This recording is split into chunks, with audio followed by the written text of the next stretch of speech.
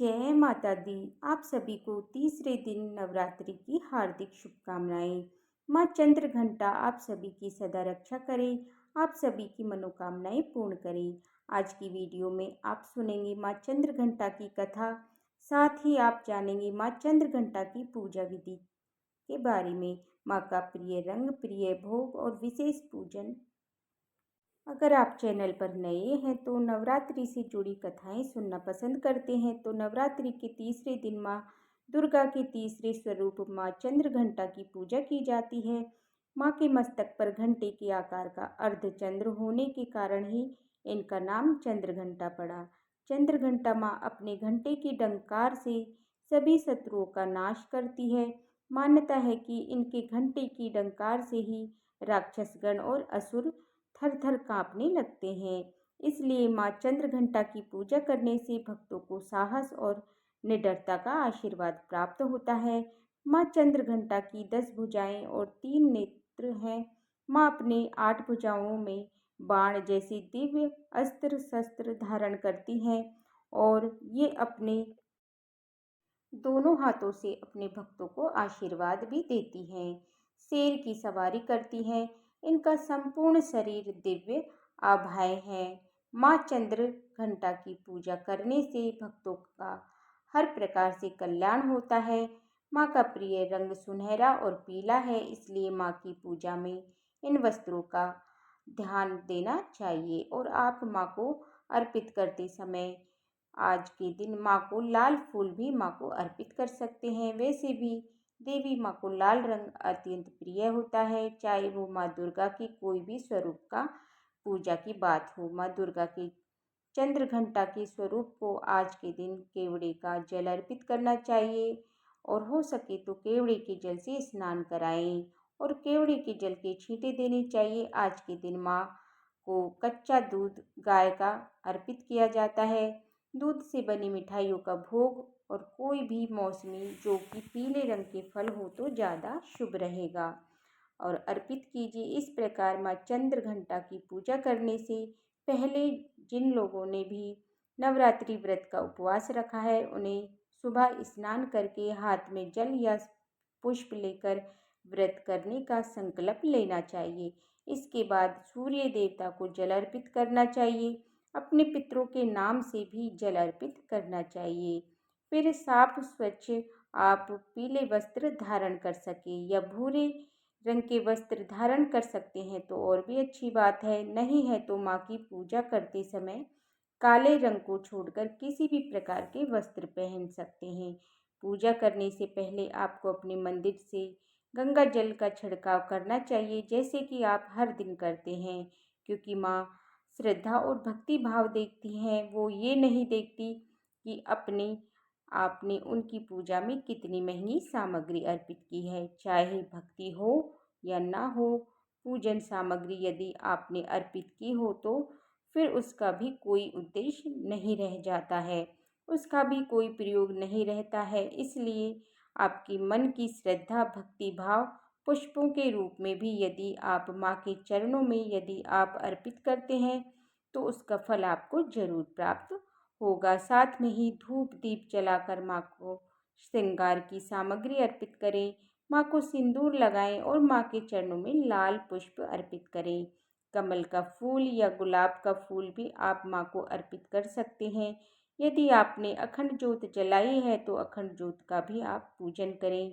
कलश स्थापना यदि की है तो कलश की भी आप पूजा करें, लेकिन कलश को आप अपनी जगह से हिलाएं ना, क्योंकि जिस दिन आपने कलश स्थापित किया है उसके बाद से सिर्फ विसर्जन के दिन ही ये कलश हिलाना चाहिए, क्योंकि कई बार लोग कलश में हर दिन जल डालते हैं, जो कि गलत है।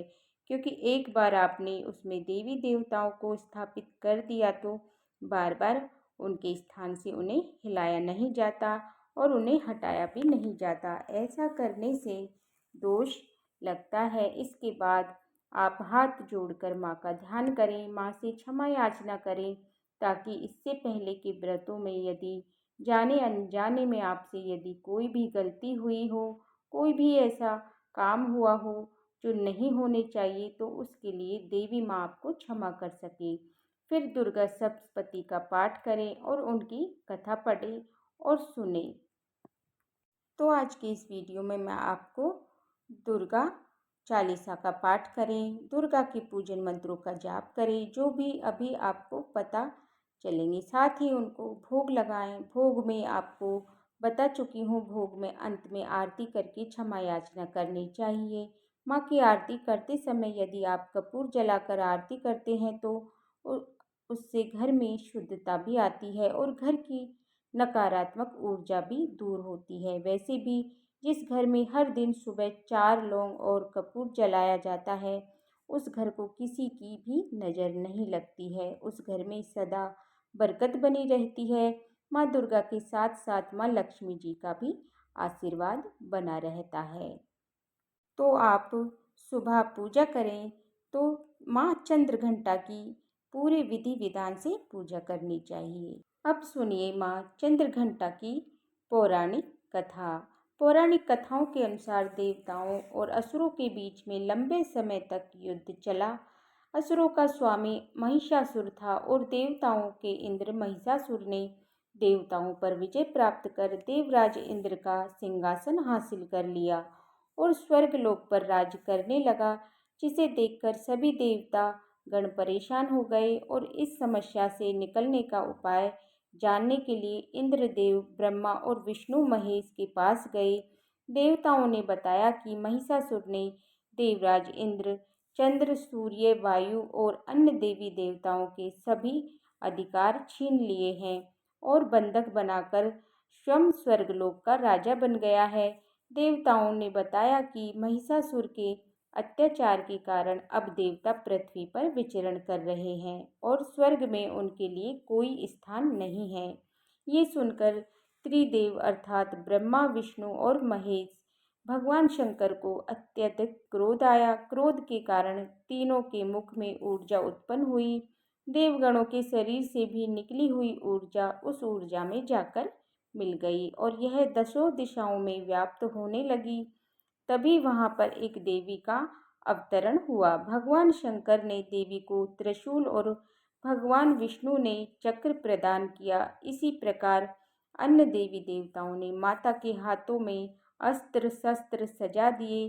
देवराज इंद्र ने भी अपना ब्रज और ऐरावत हाथी भी उतरकर एक घंटा दिया। सूर्य ने अपना तेज और तलवार दिया और सवारी के लिए शेर दिया। देवी भी अब महिषासुर से युद्ध करने के लिए पूरी तरह से तैयार थी। उनका ये विशालकाय ये रूप देखकर महिषासुर ये समझ गया कि अब उसका काल आ गया है। महिषासुर ने अपनी सेना को देवी पर हमला करने के लिए कहा और अन्य दैत्य और दानवों के दल भी इस युद्ध में कूद पड़े। तब देवी ने एक ही झटके में सभी दानवों का संहार कर दिया। इस युद्ध में महिषासुर तो मारा ही गया, साथ में अन्य बड़े दानव और राक्षसों का भी संहार भी माँ ने कर दिया। इस प्रकार माँ ने सभी देवताओं के असुर दान दिलाया। इस प्रकार नवरात्रि के तीसरे दिन जो भक्त सच्चे मन से माँ चंद्रघंटा की इस कथा का रसपान करते हैं अथवा दूसरों को सुनाते हैं, माँ चंद्रघंटा सदैव उनके विरोधियों से, उनके शत्रुओं से उनकी रक्षा करती है। प्रेम से बोलिए माँ चंद्रघंटा की जय।